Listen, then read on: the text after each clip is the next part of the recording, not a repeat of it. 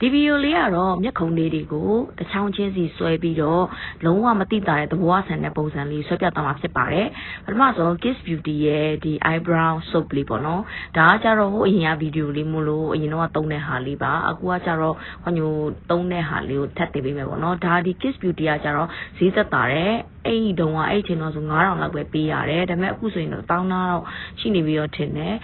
ဒီဟာလေးကကြတော့အရင်ကြီးတော့မကောင်းပြီမဲ့ budget တမားတွေတက်ဆိုအဆင်ပြေတယ်ပေါ့နော်နောက်ပိုင်းကျမှဒီ eyebrow soap လေး eyebrow gel လေးတက် review ပေးပါအောင်မယ်ဒါလေးကိုအရင်ကိုယ့်ရဲ့ဒီမျက်ခုံမွေရှိတဲ့နေရာလေးပေါ့နော်ဒီနေရာမှာကျတော့ဒီနီးလေးကမျက်ခုံမွေငကိုရှိတဲ့သူတွေအတွက်ပို့ပြီးတော့အဆင်ပြေပါတယ်ဒီလိုမျိုးလေးအပေါ်လေးကိုတက်ပြီးတော့တချောင်းချင်းစီဖြစ်အောင်ရင်လုပ်လိုက်မယ်ပြီးတော့ရင်ဒီနေရာလေးကိုမှရှိတဲ့ brush ရဲ့ဖင်နှောင်းနဲ့ဖြစ်စေဒီခွန်မျိုးဆိုရင်ဒီမျက်ခုံမွေရိတ်တန်ရဲ့ဖင်နှောင်းလေးနဲ့လိုက်ပြီးတော့ setting ကြအောင်လိုက်ပြီးတော့ဖိလိုက်ပါတယ်ဒီလိုဆိုရင်မျက်ခုံမွေတွေကသူ့နဲ့တသားတည်းကတ်သွားပြီးတော့မညီမညာနဲ့ပြန်ပွားတက်လာမျိုးမရှိတော့ဘူးပေါ့နော်ပြီးသွားရင်တော့ဒီမှာကျတော့ RD ရဲ့ဒီမျက်ခုံမွေစရန်တွေတုံးထားတယ်ပေါ့နော်ဒါကကြိုက်တဲ့ခေတ္တတုံးလို့ရတယ်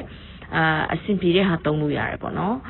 ကိုအားတန်ရပေါ့နော်ကိုမသုံးတဲ့ eyebrow pencil တခုခုသုံးလဲရတယ်ဒီဟာလေးကိုခွန်ညိုဒီမှာတော့သုံးပြထားတယ်သူ့ရဲ့ color လေးကကြတော့ခွန်ညိုသုံးတာဒီ dark brown လေးပေါ့နော်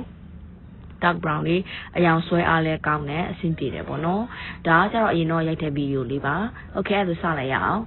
ပထမဆုံးကညိုတို့ဒီခုမှမျက်ခုံးရှိပြီးသားရဲ့အနောက်လေးတွေကိုပဲဖွားလေးနဲ့လိုက်ပြီးလုပ်ပါမယ်ဒီနေရာမှာမျက်ခုံးမွေဆွဲရန်ကိုင်းတဲ့ဟာကိုအရင်ခဲတဲ့စာရေးလိုမျိုးကြီးဖိနစ်ပြီးမကိုင်းဖို့လိုတယ်ပြီးရင်တော့အရှိဘက်ကိုခွန်ညိုခုပြထားတဲ့ပုံစံတိုင်းအောက်မှာ line လေးတစ်ချောင်းချပြီးတော့အပေါ်လေးတွေကိုမတိမတာလေးလိုက်ပြီးထောင်ဆွဲပါမယ်အရှိဘက်ကိုခဲတံချစ်တယ်လို့မျိုးကြီးမလုပ်ဖို့လိုတယ်အပေါ်ထောင်ဆွဲဖို့လိုတယ်ပေါ့နော်ဒါမှမဟုတ်တာတဘူကဆံမဟုတ်ရင်တော့ angry bird နဲ့တူသွားမှာဖြစ်ပါတယ်